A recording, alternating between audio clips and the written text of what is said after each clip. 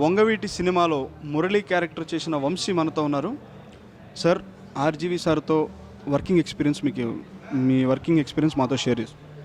Work experience అమేజింగ్గా ఉంటుందండి. Most of the work అంతా కూడా వాట్సాప్లో జరుగుతూ ఉంటుంది, టెలిఫోన్ కాన్వర్జేషన్స్లో జరుగుతూ ఉంటుంది. నాతో అంటే పర్సనల్గా చెప్తున్నా, it's mostly on WhatsApp and phone conversations అనమాట.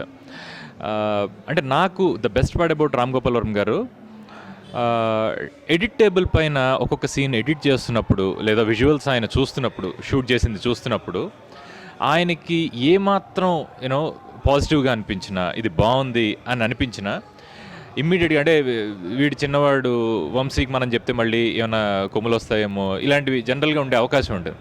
అలాంటివి ఏమీ లేకుండా ఇమ్మీడియట్గా మెసేజ్ పెట్టడం, కాల్ చేయడం చేస్తారు.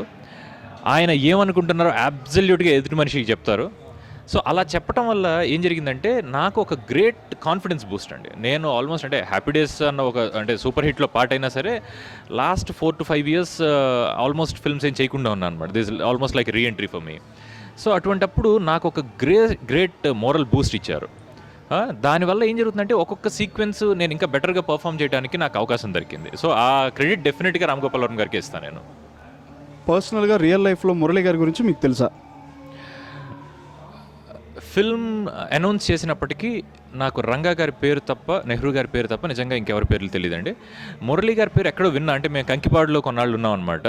ఉన్నప్పుడు అక్కడ బస్ స్టాండ్లోని, బస్ షెల్టర్స్లోని అక్కడ దేవినేని మురళీ గారి జ్ఞాపకార్థం అని ఇలాంటివి కొన్ని చూస్తూ ఉండేవాడిని. బట్ అంటే మరీ చిన్నప్పుడు, అప్పుడు ఇంటర్మీడియట్ చదువుతున్న టైం అది.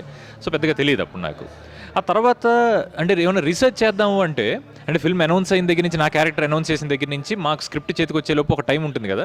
సో నేను నాకున్న కొంత హోంవర్క్ చేసుకుందాం అన్న ఒక ఆలోచన ఉంది. సో అలా ఇంటర్నెట్లో ఎక్కడ దొరకదు, పుస్తకాల్లో ఎక్కడ లేదు. సో అలా నాకున్న సర్కిల్లో కొంత జర్నలిస్ట్ని నేను అంటే చాలా ఒక 5-6 జర్నలిస్టులతోటి మాట్లాడటం జరిగిందండి. వాళ్ళు ఇచ్చిన ఫీడ్బ్యాక్ నుంచి నేను మురళీ గారు ఇలా ఉండుంటారు. అండ్ ఫేస్బుక్లో యూట్యూబ్లో 1-2 వీడియోస్ ఉన్నాయన్నమాట ఆయన ర్యాలీకి వెళ్ళటం ఇవన్నీ కూడా.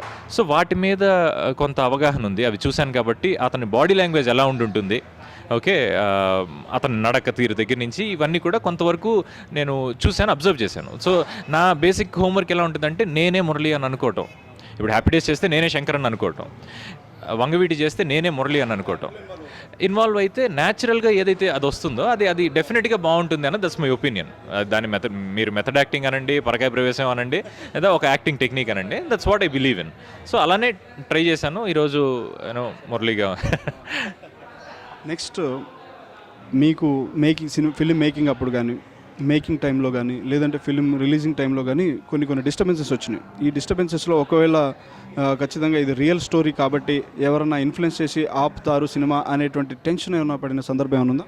మోస్ట్లీ లేదండి. ఎందుకంటే బయోపిక్స్ చేస్తున్నప్పుడు, పర్టికులర్గా రామ్ గోపాల్ వర్మ గారు చేస్తున్నప్పుడు కొంత ప్రిపేర్ అయ్యి ఉంటాం, అనే కాంట్రవర్సీస్ ఉంటాయి అన్నది కొంత ప్రిపేర్ అయ్యి ఉన్నాం.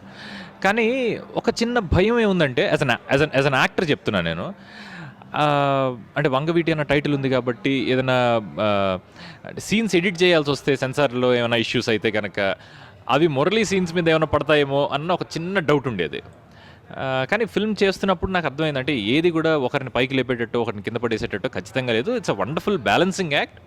అండ్ బ్యాలెన్స్ చేయాలని కూడా కాదు, ఆయన రియల్ లైఫ్ సిచ్యువేషన్స్ని తీసుకుని సినిమాటిక్గా ఎంతవరకు చేయాలో అంతవరకు చేస్తూ ఉన్నారు. సో ఎక్కువ టెన్షన్ లేదు. బట్ సెన్సారింగ్ దగ్గర నాకు కొంచెం భయం ఉంది. అంటే సీన్స్ ఎడిట్ అవ్వటం అన్న ఒక్క పాయింట్లో చెప్తున్నాను నేను. అదర్వైజ్ కాంట్రవర్సీకి కొంతవరకు నేను కూడా ప్రిపేర్ అయ్యి ఉన్నా. బట్ అవేవి ఫిల్మ్ని ఎఫెక్ట్ చేయలేదు. ఫిల్మ్ రిలీజ్కి ముందే సెన్సార్ క్లియర్ అయిపోవటం.